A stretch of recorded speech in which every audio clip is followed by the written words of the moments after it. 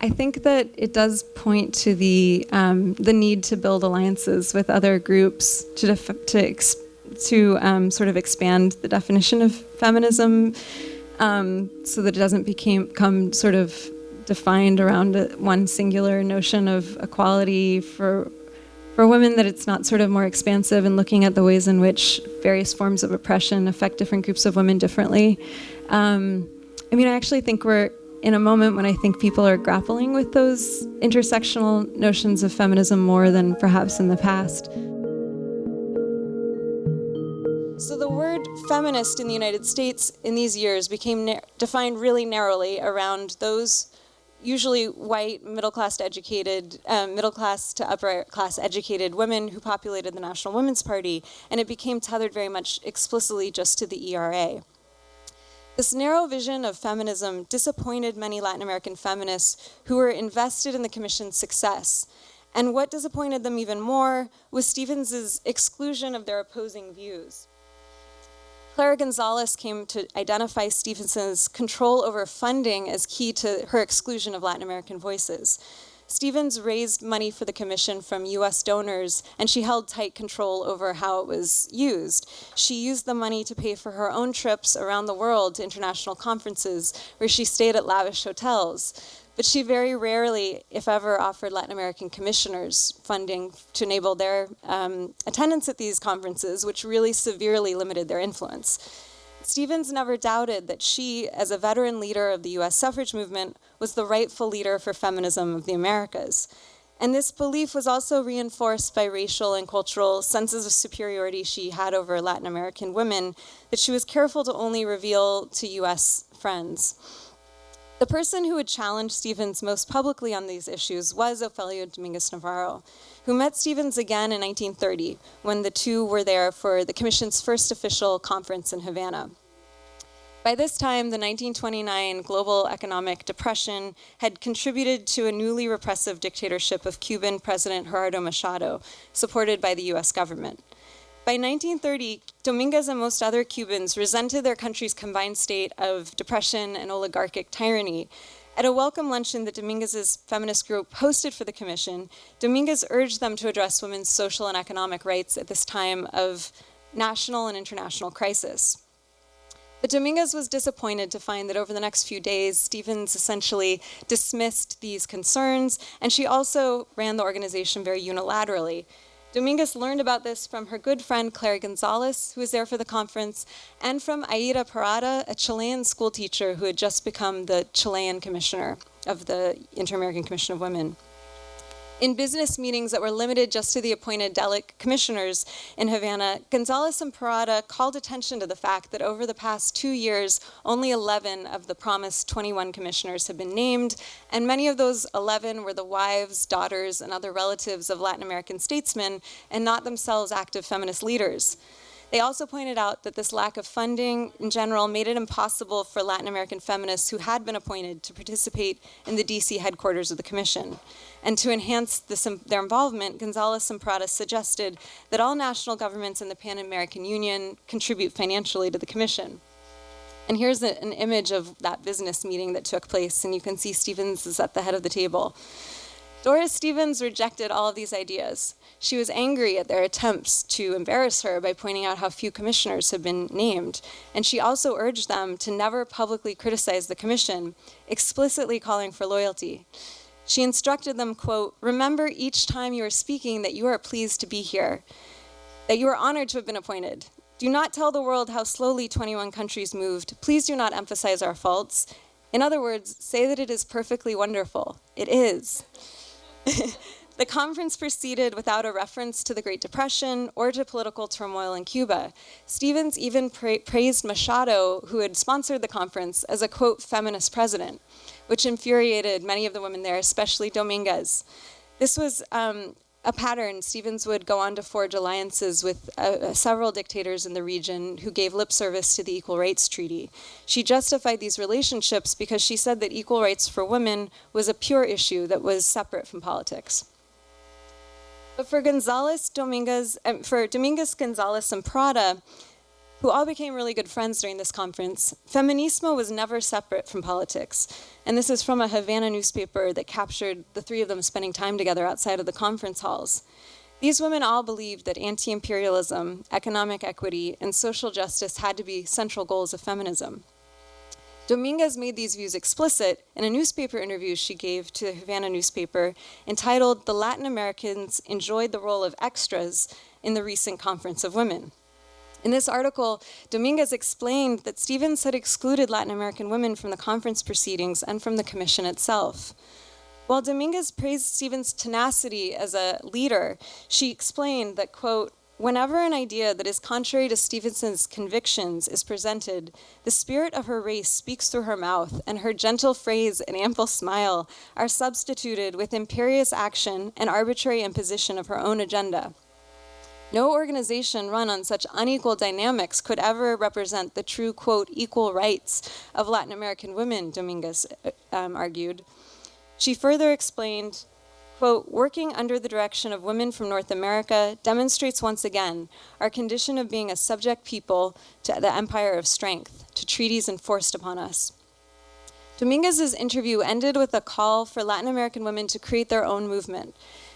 Quote, "I believe that all efforts carried on as Latin Americans or as women of our own countries will finally be more useful to our ultimate goals than lending our cooperation to these congresses."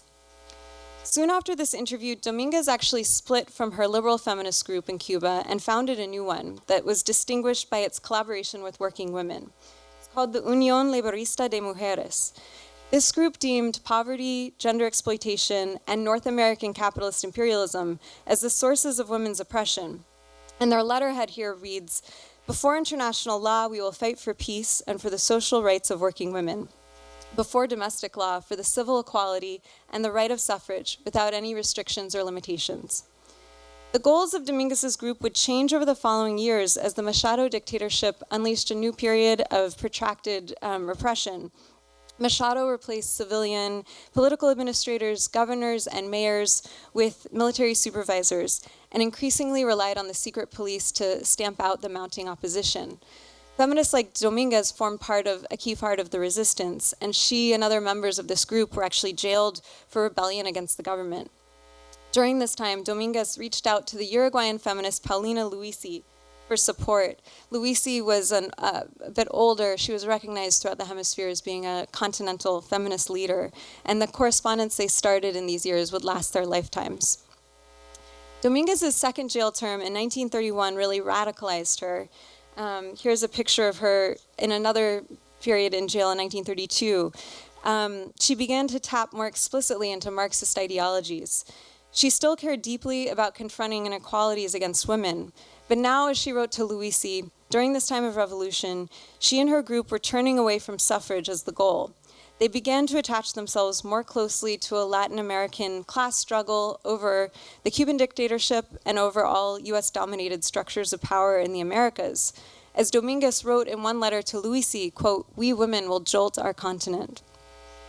Dominguez thus became absolutely infuriated when she received a letter from Doris Stevens later that year that implied her organization was setting back the progress for Cuban women by not fighting for suffrage.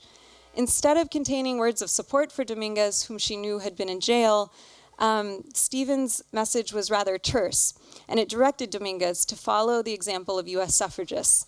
Specifically, Stevens said that they should appeal to all male political leaders for suffrage, even those on whose politics they didn't agree. What made matters worse was that the National Women's Party had recently published a characterization of this Cuban revolution that called it a, quote, somewhat hysterical civic crisis, and these copies of Equal Rights made their way to Havana. Dominguez wrote Stevens a long and fiery response. During a time when martial law reigned, when schools and universities were closed indefinitely, when there was no free speech or free press, her organization was fighting for something, quote, far more serious than the vote, she wrote to Stevens, the restoration of law, not just ours as women, but of an entire people deprived of liberty. To Stevens' suggestion that Dominguez look to US suffragists as role models, Dominguez responded that she would not follow Stevens' quote, rules, which would result in disaster. Furthermore, she wrote, she, quote, could not stand the idea of lowering oneself to beg for that which she has the right to demand. She paraphrased Cuban revolutionary Jose Marti, quote, rights should not be begged for, rights are to be taken. Dominguez's letter was a goodbye to Doris Stevens, with whom she would never correspond again, but she actually also turned it into a call to arms to other Latin American feminists. She reproduced Stevens's note and her response to her on one page, front and back, and she as a flyer with her organization's letterhead on top, and she titled it "To the Political Conscience of the Latin American Women." And this is a picture of that flyer from Dominguez's archives in Havana. Her group sent this flyer to numerous feminist groups throughout the Americas, and it was an influential act of resistance. It amplified a frustration that many had already with Stevens's leadership and narrow vision, and it inspired new forms of organizing. When Dominguez sent this flyer to a group of Argentinian feminists, she urged them to form a new inter-American group that would, quote, deal broadly with all of the political, social, and economic topics of great interest and influence to humanity today. And several years later, those Argentinian feminists did create such a group that did link feminist groups from throughout the Americas. Dominguez's group actually later called this flyer one of their, quote, most important anti-imperialist fights to date. And its effects were significant. That group that Argentinian feminists formed, along with other friends of Dominguez from Mexico and Cuba, would be instrumental in ultimately pushing Stevens out of her 10-year position as chair of the commission, and replacing her with a Latin American woman, a feminist from Argentina. Even more importantly, though, Dominguez's flyer and the activism it helped galvanize made the movement more relevant to wide swaths of people. Influenced at the same time by a broader popular front movement that was emerging in the mid-1930s in response to the rise of global fascism, Pan-American feminism entered a new stage, what I call popular front Pan-American feminism. This was a Latin American-led movement that combined socialist labor concerns with equal rights demands for women in the context of an anti-fascist and anti-imperialist inter-American solidarity. The Popular Front, the anti-fascist coalition between communists and social democrats, was extremely influential in Latin America. It gained governmental power in Chile and in Mexico, and in other countries it functioned as a social movement that actually often turned into an electoral coalition of political parties, especially in places where right-wing governments were reminiscent of European fascism were taking power.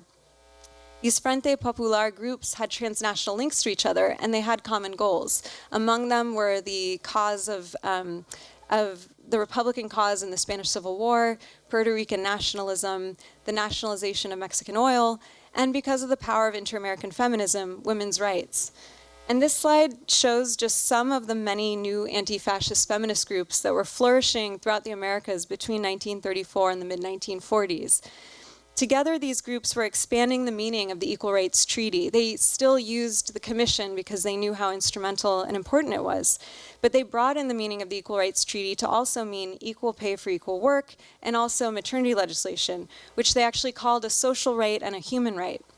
They called for that legislation to apply to domestic and rural workers as well. And their activism was meaningful. Feminists used these international standards as a way to pressure governments to enforce and implement maternity legislation, and also to call for suffrage.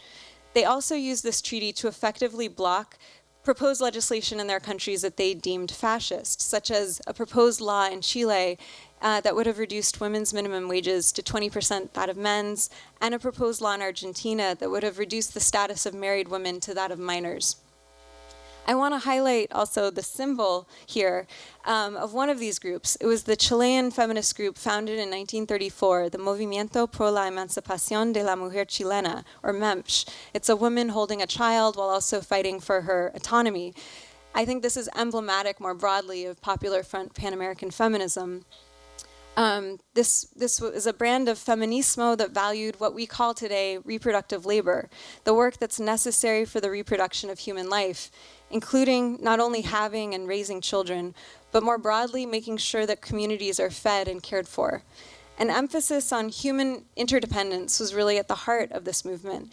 And that recognition helped inspire increasingly meaningful connections between these feminists and other movements at the time, those against anti-Semitism, against fascism and racism, that in these years of the mid-30s to early 40s were increasingly calling for what is now known as human rights and what they were calling human rights.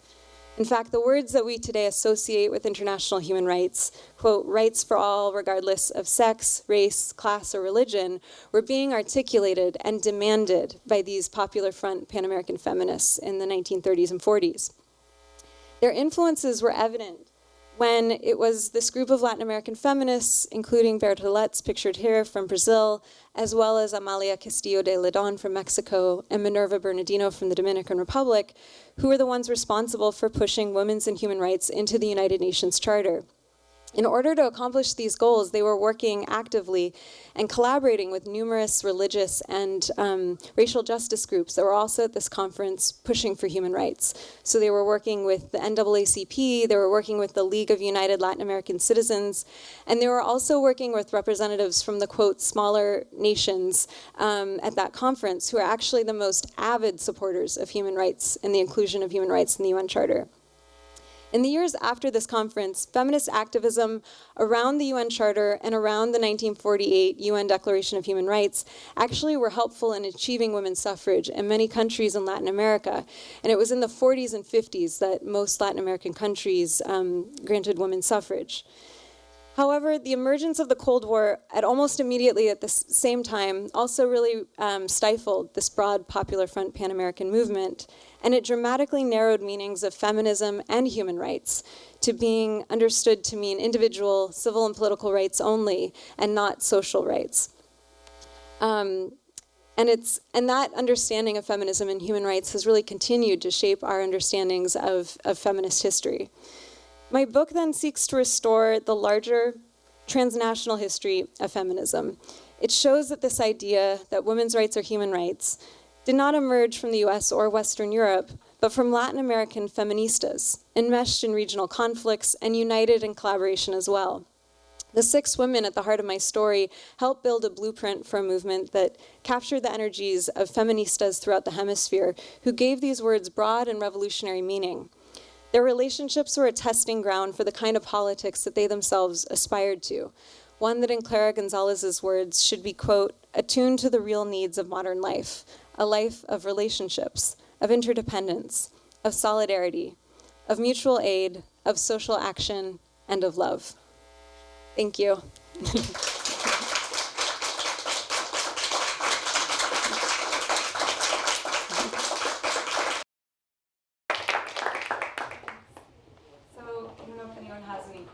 How did you come up with the inspiration to do the research into these stories, into these women? I'd love to hear kind of your thought process in terms of how you ended up here. Thanks for that great question.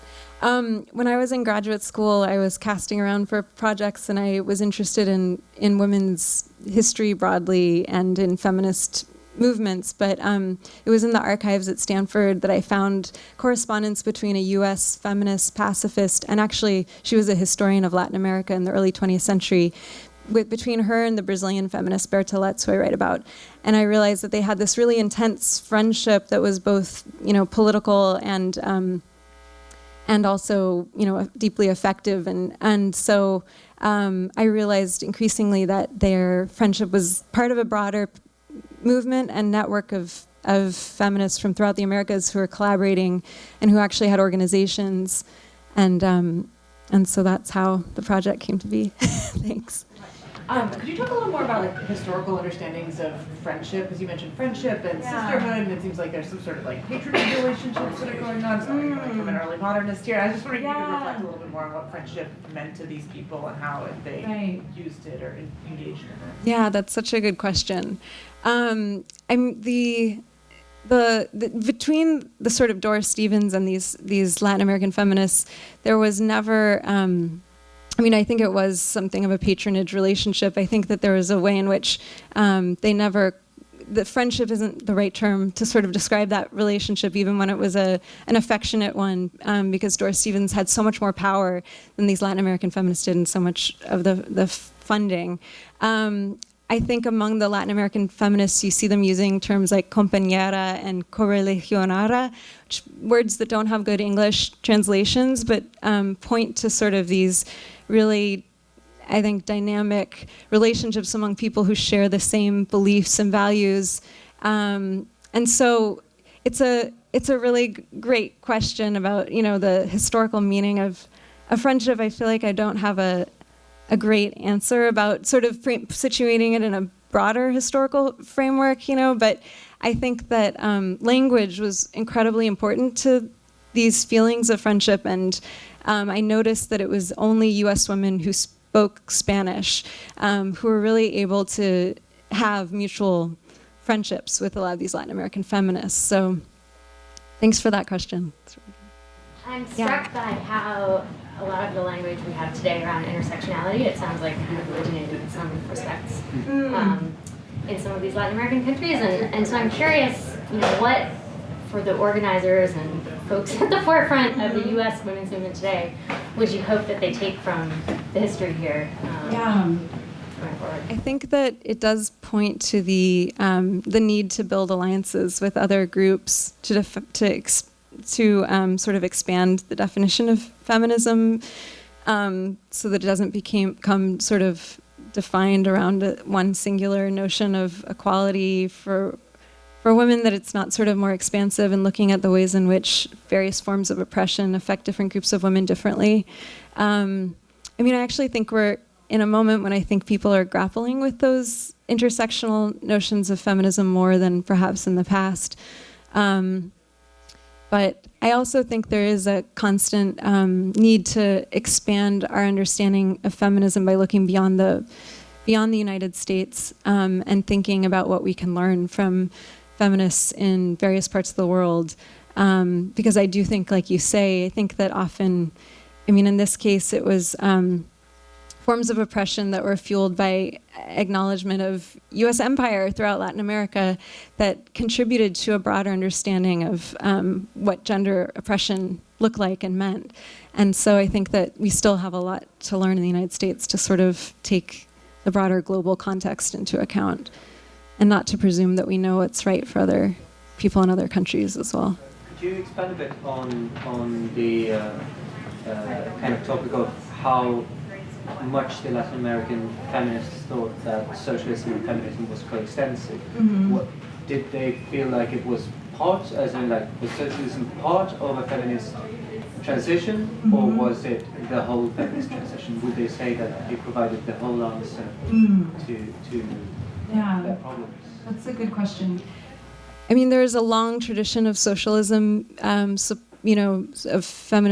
of socialist feminism. So, like Claire Zetkin and a lot of these feminists were looking to these earlier models too, of German and, Russian models of feminism that were connected to socialism. I think that these feminists had problems with the left when leftist leaders didn't take women into account. So a lot of them, like Marta Vergara, the Chilean feminist, was part of the Communist Party in Chile, but she often felt that male communist leaders weren't caring about women's work or reproductive labor at all. I think that was sort of the insight of these popular front feminists, was that women were doing through their reproductive labor sort of that needed to be foregrounded, and I think some of their male counterparts didn't take that into account.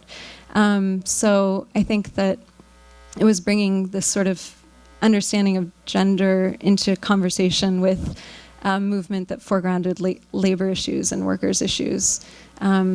So I don't know if that answers your question, but okay. You mentioned earlier that it's been a 10-year journey to get to this beautiful new book, and I wondered, in that long journey, what conclusion surprised you the most from when you started, and also what will you take forward into projects to come?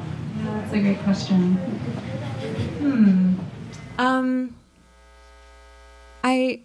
I have to say that it was when I was, there were two things, I guess, that surprised me, and it was doing research in Panama and Brazil. I had, for my dissertation, had done research in Cuba and in Uruguay, and then doing research in Panama and finding out how much money, how central the funding issue was to Clara Gonzalez, and how much Doris Stevens did sort of control funding, and this was it wasn't just Clara Gonzalez, but numerous other feminists were really upset about the fact that Doris Stevens was not transparent about how she used money or disseminating it in any egalitarian way, and how they linked this to U.S. economic imperialism. And that was really fascinating to me, and it was something that I only could have found by looking at Clara Gonzalez's papers. I also, doing research in Bertoletz's archives, she has 2 huge archives in Brazil, in Rio. One of them was in the National Archives. The other one was in the Museo Nacional, which actually burned over last summer, so it's devastating, but that whole archive is now gone. But in the National Archives, I didn't know what an Anglophile she was. I didn't know that Bertoletz really admired the British Empire and was racist in pretty explicit ways. She talked about the white man's burden in non-ironic ways. And so thinking about the fact that she was the one to push women's rights into the UN Charter, while she was also at the same time working with the NAACP. I mean, there were some real contradictions in sort of the politics around Bertoletz and this Pan-American movement. So I think I knew that she was, really admired some U.S. women, but I didn't realize the depths of those politics. In terms of what I would take into the future, it's a great question. I think that I want to continue sort of doing research from the perspective of those who maybe don't always get into the feminist canon. These women have been sort of overlooked for so long in spite of the tremendous work they did. And so I'd like to foreground more Latin American feminist voices, I guess, going forward. Can I just ask you about, to what degree is this history known in Latin America? Have you presented to Latin American audiences, and to what degree do the feminists in Latin America today understand this rich history? Yeah, that's a great question. I think that nationally these women are known among feminists, among historians for their national accomplishments, but I don't think that they are recognized for this Pan-American feminist movement that they're a part of.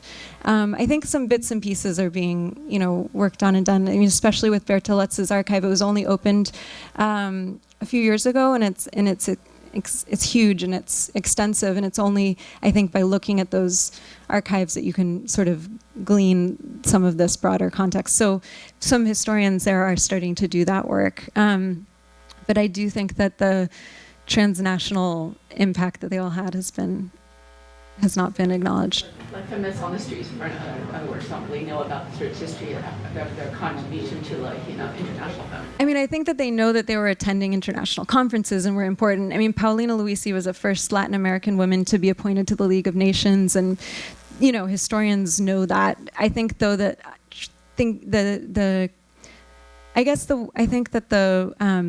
relationships they had with other feminists, they don't sort of understand. I think you have to sort of do multinational research in order to understand the ways in which these relationships were propelling political issues forward. And so I don't think that is widely known. And just piggybacking off of Naoko's questions too, I mean, I think you compellingly really show how Latin American feminists are ahead of American feminists in that regard. But I also thought of, did you ever see, there's also a wonderful woman in America who maybe they might have found a little more so they could jive with on terms of peace and radicalism. Thinking of people like Dorothy Detzer. As you know really well, women were really leaders in the peace movement, at least. Right. Did they have so Dorothy Detzer was not she was involved in the peace movement, and she was head of the Women's International League for Peace and Freedom, which had connections to some of these feminists for sure. But she was never promoting women's rights, and that's what all of these feminists were really avidly. I mean, they were promoting peace, but they also wanted suffrage, and they were women's rights was also always at the top of their agenda. And Detzer wasn't that wasn't her thing. I guess I'm asking, did Doris Stevens ruin for all of us? Did they at least see, I know, right. There were a few, well, it was really because of the power that Doris Stevens had. I mean, she just had a ton of power. There was another feminist, Carrie Chapman Catt, who is also similarly kind of got a terrible reputation in Latin America. She was even more overt about her disdain for Latin American feminism. And that too united a lot of Latin American feminists together. But it's because these two, Kat and Stevens, were just so famous and powerful that they became then these like symbols for US imperial feminism. But they did have relationships with individual US women who again spoke Spanish. That was key to really connecting. And also they usually had to have some understanding of Latin American history and understanding of what their lives were like, because that was another thing. Stevens was just really quite out of touch with. I mean, she knew enough to know how to play off geopolitics at these conferences to get Latin American statesmen on her side, but she was quite out of touch with like what was happening on the ground in a lot of these places. I was just wondering when your book's going to be translated into Spanish. Oh, thanks. I would love for that to happen. I don't know. No plans as of yet, but I would love for that. Oh my gosh, I've learned since like my sister-in-law is Chilean, and I can just imagine like there would be a huge audience for this. Oh, thank you. That would be awesome. That would be terrific. Thanks. Any other questions? Well, thank you all so much for being here. It means so much to me. Thanks.